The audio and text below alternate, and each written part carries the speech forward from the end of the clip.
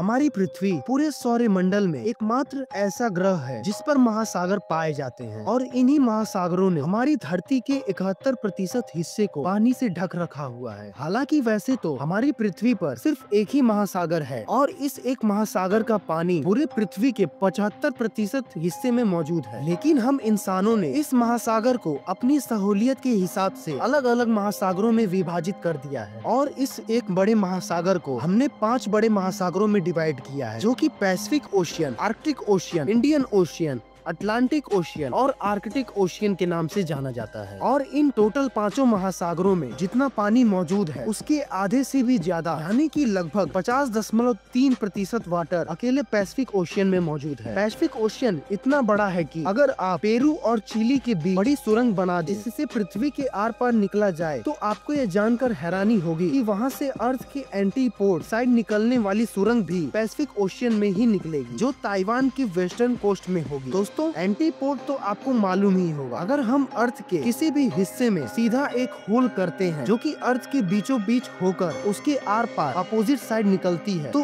उसे पहली साइड का एंटीपोड कहते हैं। यानी कि इंडिया का जो डेजर्ट नेशनल पार्क है उसका एंटीपोड ईस्टर्न आइलैंड है। मतलब अगर इंडिया से एक सीधी सुरंग बनाई जाए तो वह अर्थ के आर पार होकर उसके बीचों बीच से निकलकर ईस्टर्न आइलैंड में निकलेगी। और आपको यह जानकर हैरानी होगी कि पैसिफिक ओशियन के अपने ही कई सारे एंटीपोड्स हैं। हमारी पृथ्वी का सरकमफेरेंस लगभग 40,075 किलोमीटर है और पैसिफिक ओशियन इतना बड़ा है कि इस महासागर के कई सारे एरियाज ऐसे हैं जिनके बीच का टोटल डिस्टेंस पृथ्वी के टोटल सरकमफेरेंस के 50% होता है, जो कि करीब 20,000 किलोमीटर है। इस विशाल समुद्र की मैसिवनेस का अंदाजा दोस्तों आप इस बात से लगा सकते हैं कि अगर आप स्पेस में यानी कि किसी इंटरनेशनल स्पेस स्टेशन में हैं तो भी एक नजर में आप इस पूरे महासागर को नहीं देख पाएंगे। इस महासागर का कोई ना कोई एक बड़ा हिस्सा अर्थ के कर्व में आपकी नजरों से छुप जाएगा। जी हाँ दोस्तों, यह महासागर इतना बड़ा है कि हमारी पृथ्वी पर जितने भी कॉन्टिनेंट हैं, जितना भी लैंड एरिया है वह सभी इस महासागर में फिट हो जाएगा। फिर भी इस समुद्र के कई बड़े हिस्से बचे रहेंगे क्योंकि इस महासागर की चौड़ाई लगभग 16.5 करोड़ स्क्वायर किलोमीटर है और हमारी पृथ्वी पर जितना भी लैंड है उसका एरिया सिर्फ 14 करोड़ स्क्वायर किलोमीटर ही है। यह तो हुई बात हॉरिजॉन्टल एरिया की। दोस्तों, अगर वर्टिकल लिमिट में नापे फिर भी हमारी पृथ्वी पर जितनी भी बड़ी से बड़ी बिल्डिंग है या जितने भी बड़े से बड़े पहाड़ हैं, इंक्लूडिंग माउंट एवरेस्ट भी, यह सब कुछ इस पैसिफिक ओशियन के पानी के भीतर फिट हो सकता है। क्योंकि पैसिफिक ओशियन का डीपेस्ट पॉइंट जो कि मरियाना ट्रेंच है उसकी गहराई लगभग 10,993 मीटर यानी कि करीब 11,000 मीटर है। और दोस्तों, कॉमर्शियल हवाई जहाज सिर्फ 10,000 मीटर तक की ऊंचाई पर ही उड़ पाते हैं और पैसिफिक ओशियन की ऑन एन एवरेज गहराई करीब 4300 मीटर है। इस महासागर में टोटल 714 मिलियन क्यूबिक किलोमीटर पानी है। और दोस्तों, पैसिफिक ओशियन पर मौजूद जितना पानी है, अगर उस पानी को अगर हम मंगल ग्रह पर ले जा पाए तो मार्स पर कुछ बड़े माउंटेन्स को छोड़कर जितने भी क्रेटर्स है और मार्स का पूरा लैंड एरिया वह सभी करीब 100 मीटर पानी में ढक जाएगा। यानी कि पूरा मार्स पानी का प्लेनेट बन जाएगा। दोस्तों, दुनिया के सबसे बड़े ओशियन होने के कारण पैसिफिक ओशियन में दुनिया के सबसे ज्यादा आइलैंड भी मौजूद है। इस ओशियन में करीब 300 से भी ज्यादा आइलैंड मौजूद हैं और इनमें से हजारों आइलैंड ऐसे हैं जिन पर आज तक इंसानों ने कदम तक नहीं रखा। इस बड़े महासागर में भी कई सारे छोटे छोटे सागर मौजूद हैं, जैसे कि बेरिंग सागर, ओकोटेक सागर, जापान सागर और दक्षिणी चीन सागर जैसे और भी कई सारे सागर प्रशांत महासागर में ही मौजूद हैं। अब स्वाभाविक बात है कि इतना बड़ा जो सागर होगा वह कई सारे समुद्री जीवों का घर भी होगा और यहाँ ऐसा ही है। पैसिफिक ओशियन में बहुत ही दुर्लभ, विचित्र और रेयर स्पेसीज पाए जाते हैं और कुछ जीव तो ऐसे हैं जो सिर्फ यहीं पर पाए जाते हैं, जैसे कि किलर व्हेल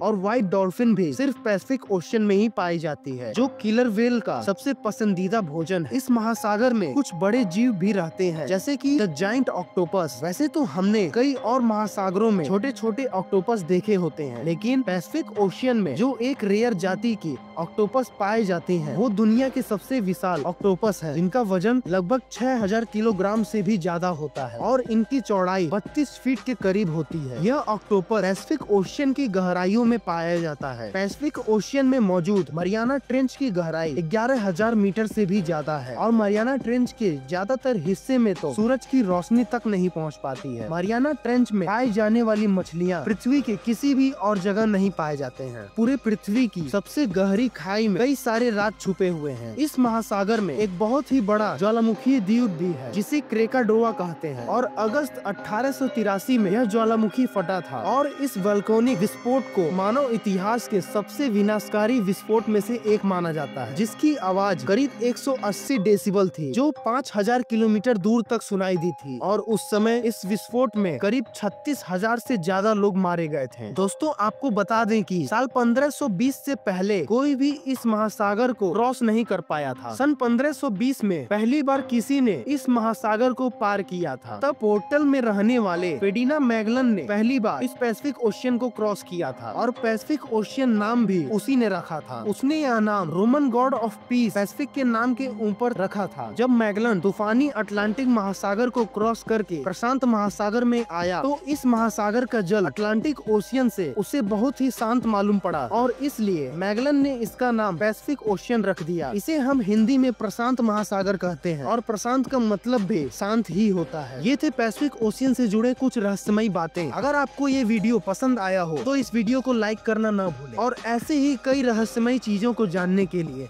हमारे चैनल को सब्सक्राइब कर दें और बेल आइकन दबाना न भूलें ताकि वीडियो पढ़ते ही आपको एक नोटिफिकेशन मिल जाए। तब तक के लिए जय हिंद, जय भारत।